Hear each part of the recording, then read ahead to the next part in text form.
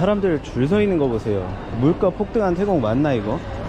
지금 피자 컴퍼니라는 피자집 앞에서 줄이 이렇게 깁니다. 태국 사람들이 또 프로모션에 또 환장한 사람들이 워낙 많기 때문에 우리 한국도 마찬가지겠지만 명륜 진사갈비 사람 정말 많은데요. 여기가 한 끼에 15,000원이 훌쩍 넘어가는 곳임에도 불구하고 사람이 이렇게나 많습니다. 뭐 태국인들은 살기 힘들다 하지만 이렇게 쇼핑몰을 오면 역시 뷔페 같은 데는 꽉 찬 곳이 굉장히 많죠. 그나저나 저는 이 명륜 진사갈비에 혼자 이렇게 고기를 먹으러 왔는데 고기가 너무 먹고 싶어서 저도 혼자 이렇게 살다 보니까 이제 고깃집에서 혼자 고기를 구워 먹는 지경까지 왔나 봅니다.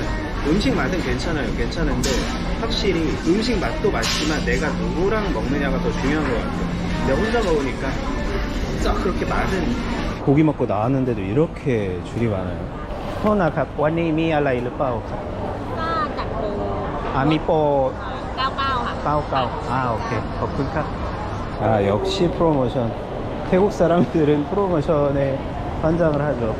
태국어로 프로모션을 포모션이라고 하고요. 짧게 뽀라고도 하죠. 제가 온 곳이 세니푸드라는 곳에 왔거든요. 여기에 바로 7080 크루아플랭 사바이라는 기가 막힌 로컬 술집이 있습니다. 아오 놈 촘푸 캅. เรียบร้อยแล้วครับ. 이게 놈 촘푸라고, 놈 하면 우유, 촘푸 하면 분홍색이라는 뜻이거든요. 분홍색 우유 뭐 이런 뜻이죠. 25밭. 일단 태국 물가가 너무 비싸졌다. 이제는 태국도 우리나라만큼 비싸기 때문에 여행지에 대한 메리트가 없다. 가성비 있게 어떻게 여행을 하냐, 이런 질문 주신 분들이 계셨거든요. 그래도 태국이 여전히 우리한테는 최고의 가성비 여행지다 라는 걸 좀 말씀드리기 위해서 제가 몇 가지로 좀 나누어서 설명을 드릴게요. 일단 첫 번째로 숙소. 보통 태국 여행을 뭐 단기로 오시는 분들은 상관없는데 뭐 주 단위나 월 단위로 오시는 분들은 에어비앤비로 오시는 분들도 많이 계시죠.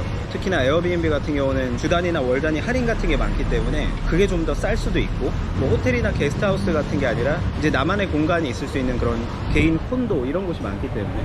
근데 제가 전에도 말씀드렸지만 에어비앤비 예약하실 때 그냥 가격 보고 예약이 아니라 가격을 본 다음에 흥정을 한번 해보시면 될 것 같아요. 그러니까 에어비앤비 호스트한테 메시지 보내기 기능 이런 게 있거든요. 그러면은 호스트한테 먼저 물어보세요. 내가 이 날짜에 여행을 가고 싶은데 혹시 할인해 줄 수 있냐? 100에 90은 깎아줍니다.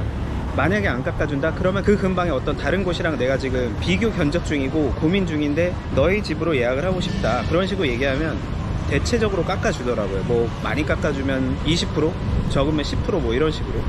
그런데 정말 장기로 오시는 분들, 뭐 1년 살기 하시는 분들 같은 경우는 콘도 계약하시는 분들이 많잖아요.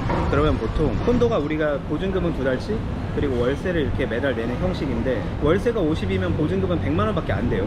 우리나라로서는 상상하기 힘든 그런 조건인데, 근데 만약에 내가 1년치 계약을 한다, 콘도 같은 경우, 그러면 1년치 월세를 한 번에 내면요, 원래 월세의 10% 이상 깎아주는 경우가 많습니다. 물론 1년치 월세를 한 번에 내는 거에 대한 위험 부담이 있을 수는 있는데, 그런 거를 좀 감수를 하겠다 하시는 분들은 처음에 콘도 같은 거 계약하실 때 그렇게 이야기를 해보시면은 대부분의 주인은 깎아주는 경우가 많더라고요.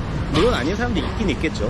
그 다음에 여행 오시는 분들이 이제 식당, 우리나라랑 이 음식 물가가 차이가 없다라고 하시는 분들 많이 계신데, 제가 이 부분에 대해서 말씀드리고 싶은 건 방콕도 굉장히 큽니다. 그래서 어떤 지역은 관광지들이 몰려 있고요, 어떤 지역은 로컬 지역인 경우가 있어요. 그럼 관광지가 몰려있는 곳은 대체적으로 같은 음식이어도 물가가 비싸고요.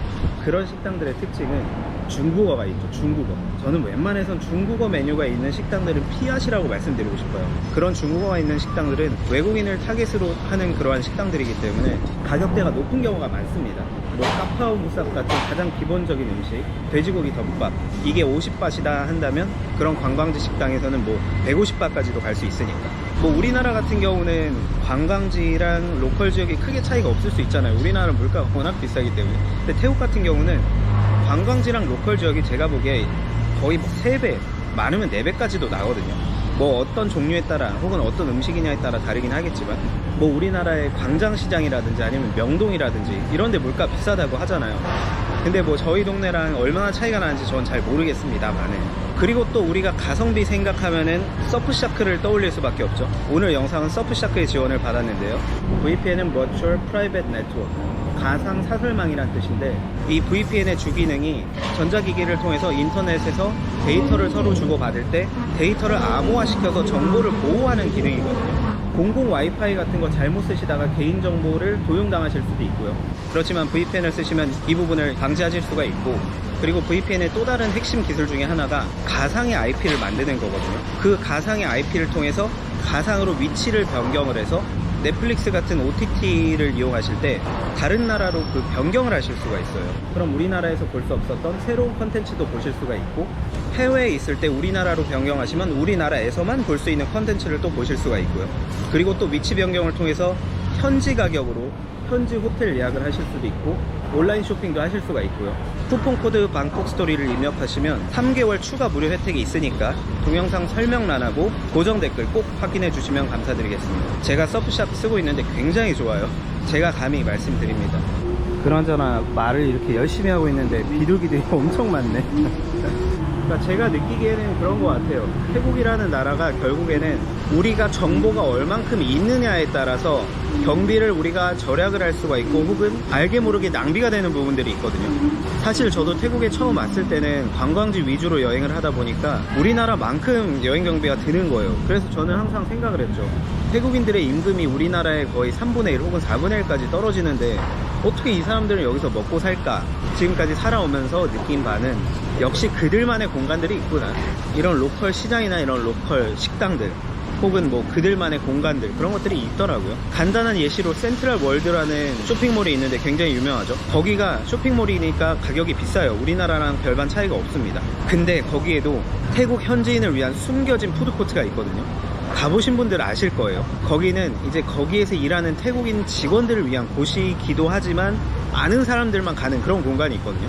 저도 거기를 예전에 2번 정도 가봤는데 쇼핑몰 물가의 거의 3분의 1, 4분의 1 정도 가격이 됩니다. 굉장히 저렴해요. 일반 태국 식당 가격이죠, 거기는. 뭐 수완나품 공항 같은 경우도 외국인들을 위한 그 식당들은 가격대가 굉장히 비싸거든요. 태국 공항 물가는 우리나라 공항 물가보다 더 비쌀 정도로 미쳤는데, 거기도 굉장히 저렴한 푸드코트가 하나 있거든요. 근데 좀 구석진 곳에 있다고 해야 되나? 외국인들의 눈에 쉽게 띄지 않는 그런 곳에 있기 때문에 결국은 태국인들을 위한 그런 공간들이 따로 있다. 우리가 그런 거를 찾다 보면은 경비를 많이 절약할 수가 있고요. 그렇지만 조금 아쉬운 점은 우리 같은 외국인들이 태국 여행을 올 때, 혹은 온라인에 있는 정보들을 봤을 때 우리가 그런 데를 여행 가잖아요. 그럼 다 비싼 데밖에 없어요. 거의 다. 저는 그게 개인적으로 조금 안타깝습니다. 태국이 비싸다 하시는 분들을 너무나 저는 공감을 하고 저도 이해를 하는데, 그런 데만 제외하시면은 분명히 저렴한 데가 넘치고 넘치는 게 또 태국이거든요. 제가 그런 것들을 보여드리기 위해서 제가 지금 채널을 운영하는 거이기도 하고요.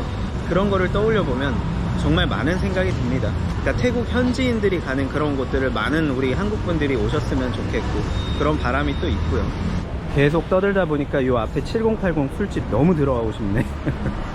제가 댓글 주신 거 조금 읽고 갈게요. 현정님이 뷰티업계 20 후반 여성이 방콕 주재원 어떨까요? 라고 하셨네요.